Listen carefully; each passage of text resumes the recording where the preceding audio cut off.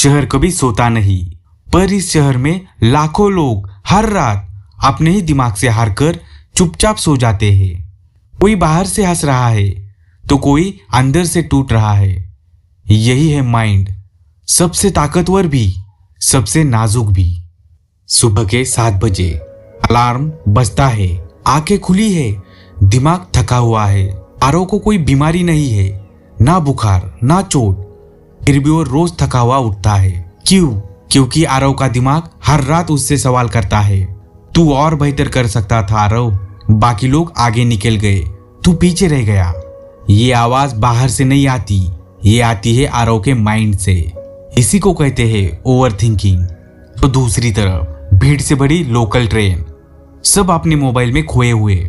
इस ट्रेन में हर कोई कहीं पहुंचने की जल्दी में है, पर किसी को ये नहीं पता कि उसका दिमाग कहाँ जा रहा है।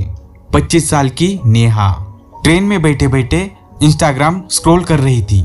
एक फोटो, दूसरी फोटो, हर स्माइल परफेक्ट है, हर लाइफ सक्सेसफुल लगती है।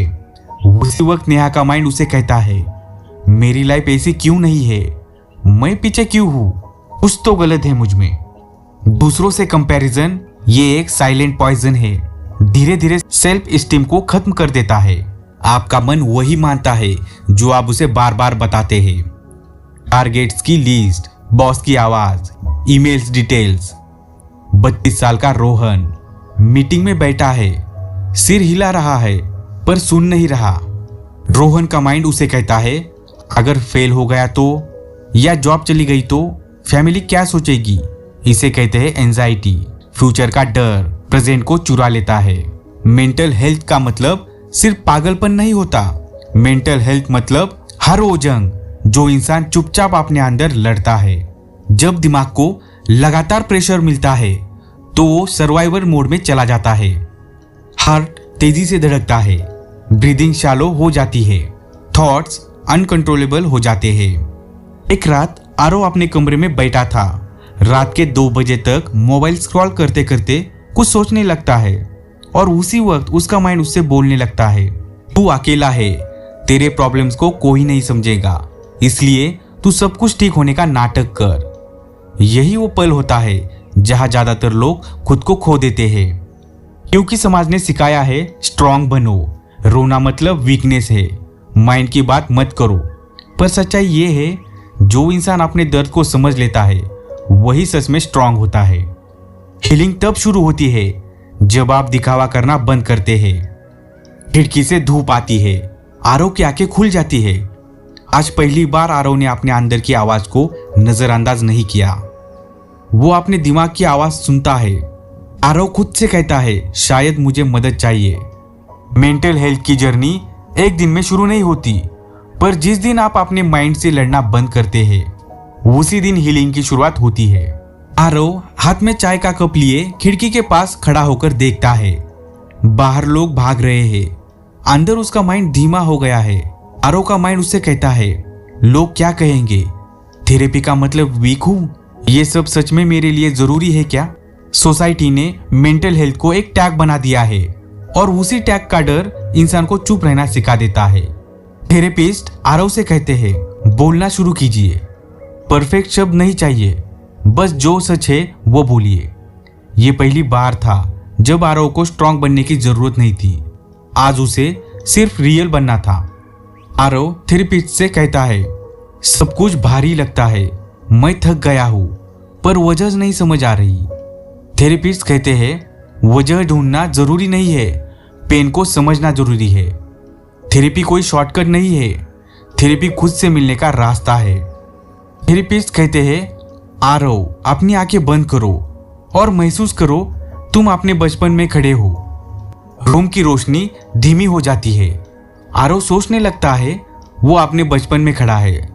हर अडल्ट के अंदर एक इनर चाइल्ड होता है जो कभी सुना नहीं गया, जो कभी समझा नहीं गया। वो छोटा आरव सोचता है, मुझे परफेक्ट बनना नहीं था, मुझे बस एक्सेप्ट किया जाना था। जब बचपन का दर्द सुना नहीं जाता तो वही दर्द बड़ा होकर एंजाइटी बन जाता है।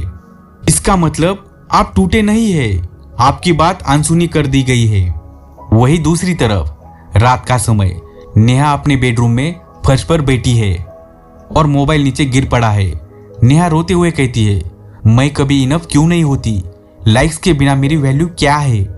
सोशल मीडिया ने कंपैरिजन को नॉर्मल बना दिया है, लेकिन दर्द कभी नॉर्मल नहीं होता। वैलिडेशन की लत सेल्फ वर्थ को खा जाती है। रोहन अपने फैमिली के साथ डिनर कर रहा था। उसी वक्त उसके पिता उससे कुछ बातें करते हैं। हमारे जमाने में यह सब नहीं होता था, पर उनके जमाने में लोग बोलते नहीं थे, इसलिए अंदर ही अंदर टूट जाते थे। एंजाइटी की सच्चाई ये है, एंजाइटी कोई कमजोरी नहीं है, ये एक सिग्नल है। माइंड कह रहा है रुको, खुद को समझो। आरव थेरेपिस्ट से बात करने के बाद अपने घर पर पैदल ही निकल जाता है। उस वक्त अचानक बारिश शुरू हो जाती है। आरव रुकता नहीं, वैसे ही भीगते हुए चला जाता है, पर उसके माइंड में हजारों सवाल घूम रहे थे। उसकी आंखों में आंसू थे। आरव चीखते हुए बोलता है, बस हो गया, मुझे स्ट्रांग नहीं बनना। ये टूटना नहीं था, ये एक ब्रेक थ्रू था। हीलिंग कभी शोर नहीं मचाती, हीलिंग हमेशा चुपचाप होती है। आरव की जिंदगी में हर रोज की तरह एक नई सुबह होती है। वही शहर, वही शोर, लेकिन आरव अब बदल चुका है। प्रॉब्लम्स अभी भी है, लेकिन अब वो बोझ नहीं लग रहे थे आरव को। आरव खुद से कहता है, मैं ठीक हो रहा हूं। अगर आप ये कहानी सुन रहे हैं और अंदर से थके हुए हैं, तो याद रखिए, आप अकेले नहीं है। मदद मांगना कमजोरी नहीं है, ये सबसे बड़ी स्ट्रेंथ है।